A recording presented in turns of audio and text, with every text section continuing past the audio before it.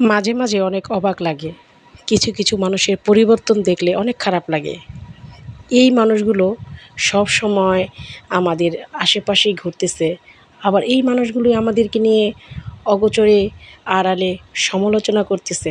এগুলো ভাবতেই কিন্তু অবাক লাগে, কেন করছে তারা এরকম? তাদেরকে তো আদর ভালোবাসা কম দেওয়া হয় না, তারপরও তারা এরকম কেন করে? আমি মানুষের মানে অকৃতজ্ঞপনা দেখলে আমার কাছে কেন জানি মেজাজটা অনেক খারাপ লাগে। আমি যাকে এতটা পরিমাণ ভালোবাসা দিচ্ছি, তাকে তো বলতেছি না যে আমাদের ব্যাক টু ব্যাক সেই ভালোবাসা ফিরিয়ে দিতে, কিন্তু যতটুকু ভালোবাসা পাওয়া দরকার, যতটুকু সম্মান পাওয়া দরকার, ঠিক ততটুকু তো আমাদেরকে দেওয়া উচিত, তাই না? কিন্তু না, তারা তো শুধু জন্মই নিয়েছে অন্যের দোষ বের করার জন্য। তাদের জন্মই হয়েছে অন্যের সমালোচনা করার জন্য।